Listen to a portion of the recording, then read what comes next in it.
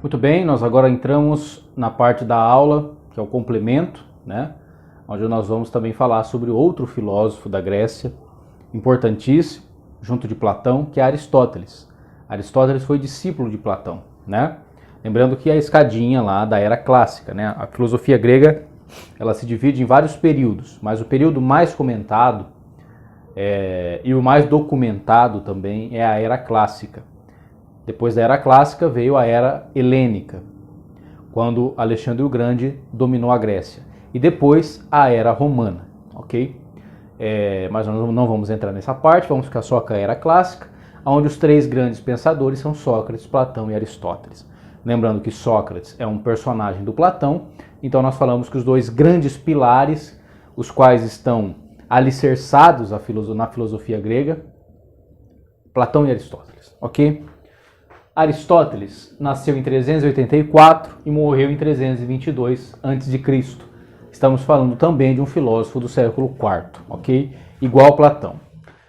Aristóteles era filho de um médico e com 17 anos ele foi para a academia do Platão. Platão fundou uma academia na Grécia, muito famosa, de formar filósofos.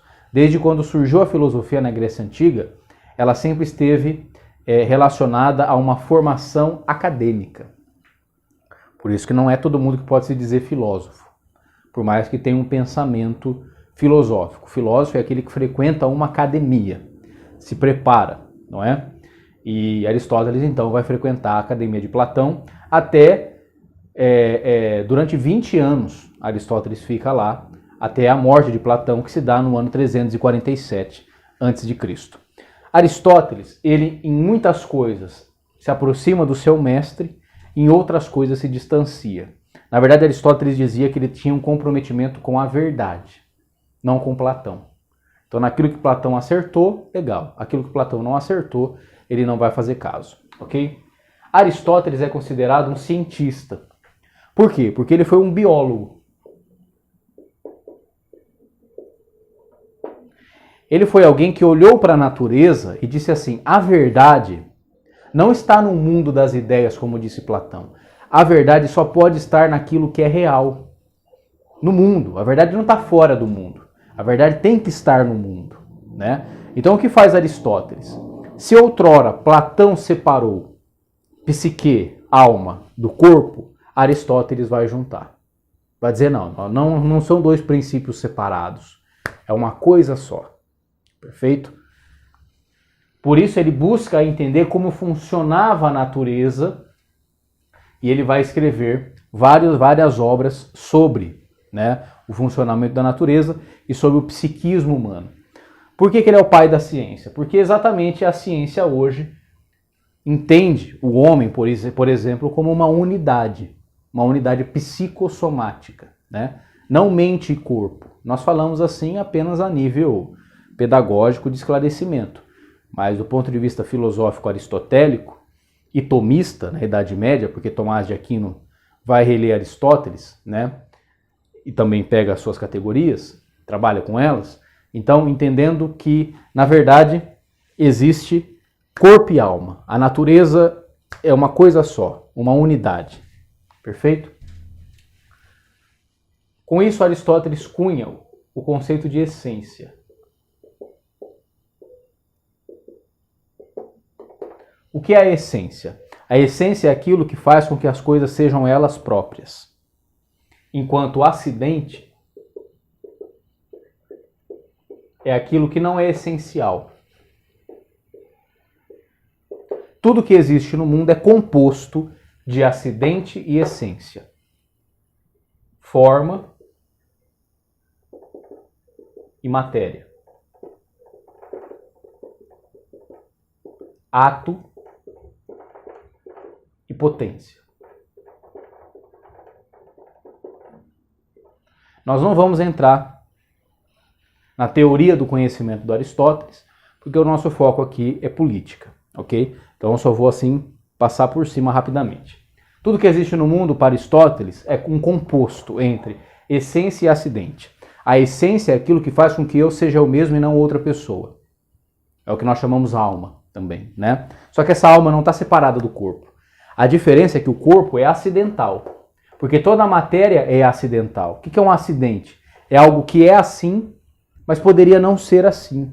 É assim por acidente, por uma série de composições naturais. O que hoje nós chamaríamos, por exemplo, de genética, né? O meu corpo é assim por conta da minha genética, né? Ou seja, da carga natural que eu tenho dos meus antecessores. Mas a minha psique, a minha essência, me torna único e me diferencia de todos os outros seres que habitam o mundo. Perfeito? Assim é em relação a todo o mundo. Tudo que tem vida, diz Aristóteles, tem ânima, tem alma. A palavra ânima, em grego, significa alma. Que é o que? Vida, movimento. Tudo que tem vida tem movimento, tem ânimo, tem alma. As plantas, os animais, os homens e por aí em diante, ok? A forma tem a ver também com a essência. Aristóteles dizia o seguinte: a essência não muda. O que muda é o acidente, ok? A essência é o que dá forma ao indivíduo. A matéria é sempre acidental. Por isso que nós vamos mudando constantemente a acidentalidade do nosso ser. Fomos um espermatozoide, uma criança, um feto, um bebê, uma criança. Vamos mudando totalmente o acidente, mas a essência permanece e é isso que faz com que nós sejamos nós mesmos. Ok? Para ele também, tudo que existe no mundo existe em ato e em potência. O ato é o estado atual da forma, o estado atual da matéria. Portanto, eu em ato estou em pé, mas eu tenho a potência de me sentar. Basta que eu faça isso pela vontade, não é isso? Essa parede em ato é branca, mas ela tem a potência de se tornar vermelha. Perfeito? Desde que exista outro ser que em ato seja vermelho, que é a tinta, e um outro ser que vai pintar essa parede. E aí então Aristóteles vai compondo a sua filosofia. Que não vamos entrar aqui em detalhes, né? Mas basicamente, né, é uma teoria do conhecimento um tanto quanto complexa, mas para nós aqui, para o que nos interessa, que é a concepção política do Aristóteles, nós vamos pular essa parte. Podemos, mais adiante, fazer um mini curso para aprofundar a teoria do conhecimento desses filósofos, ok? Mas por enquanto, por hora, vamos focar na ideia política, que é o que nos interessa.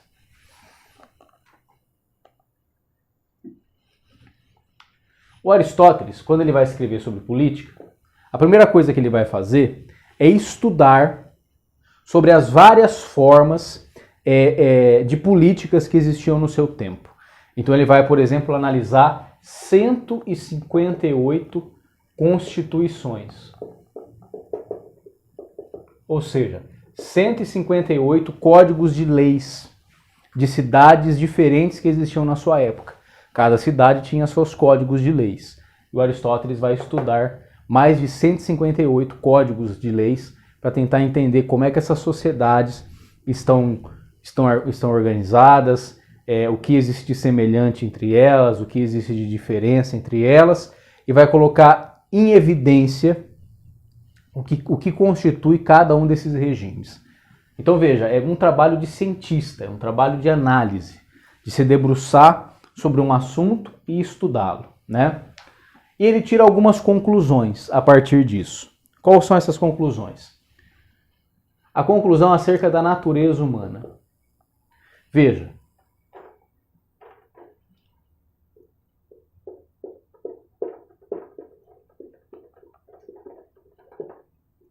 com Aristóteles, nós temos inaugurada uma concepção que até então nós não tínhamos na filosofia. A busca por entender se o ser humano possui uma natureza, ou seja, se há algo que é natural a todos os homens.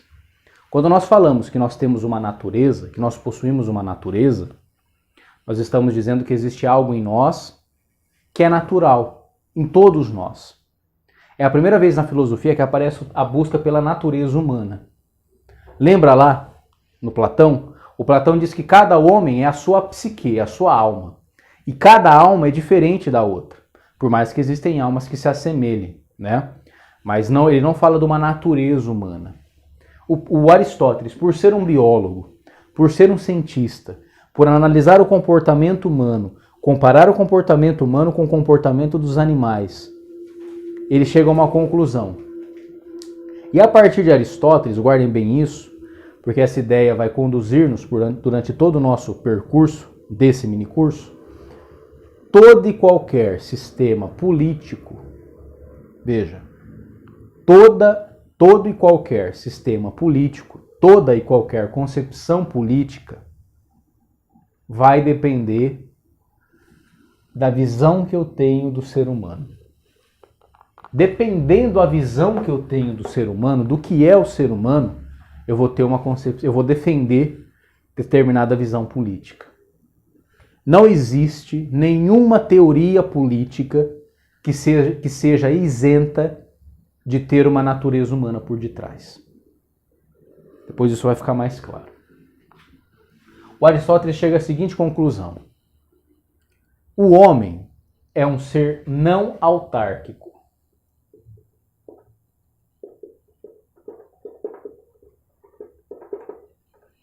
O que significa autarquia? Auto, si próprio. Arquia, governo. O que é um ser não autárquico? É um ser que não consegue se governar a si mesmo. Essa é a primeira conclusão que o Aristóteles chega, analisando o comportamento humano. Ele diz: o homem é um animal, um ser que não consegue governar-se a si próprio. Os outros animais governam-se a si mesmos. Faz parte da natureza dos animais a autarquia. Eles já nascem sabendo qual é o lugar deles no mundo, o que eles devem fazer, né? Quando nós vemos o nascimento das tartaruguinhas, né, lá no Nordeste, não sei se vocês já viram, mas elas saem do ovo já indo para a praia, já indo em direção ao mar. Ou seja, é como se a natureza já tivesse as programado para que elas fizessem aquilo. Isso é autarquia, elas sabem se governar.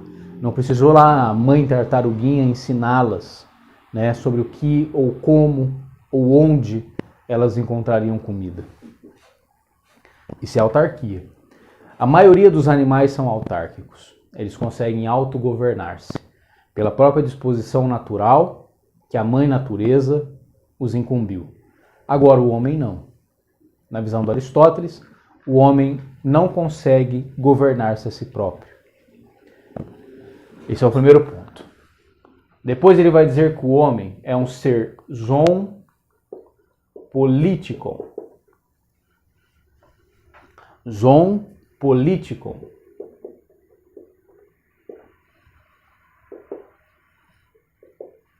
Aristóteles é o primeiro filósofo a conceber o homem como um animal. Ok? Isso é muito importante. Platão concebe o homem muito mais como uma psique, né, do que como qualquer outra coisa. O Aristóteles não. Como ele não está interessado num mundo que não seja esse mundo e numa natureza que não seja essa natureza, ele percebe que o homem é um animal. Ele se comporta como animal, ele vem ao mundo como qualquer outro animal, ele tem aparências físicas, orgânicas, como qualquer outro animal. Ele não brotou da terra e nem caiu do céu. Ele é fruto de um processo como qualquer outro animal. Então Aristóteles diz que o homem é um zoomo. O que significa zoo? Animal. Porém é um animal político. E aqui está a diferença.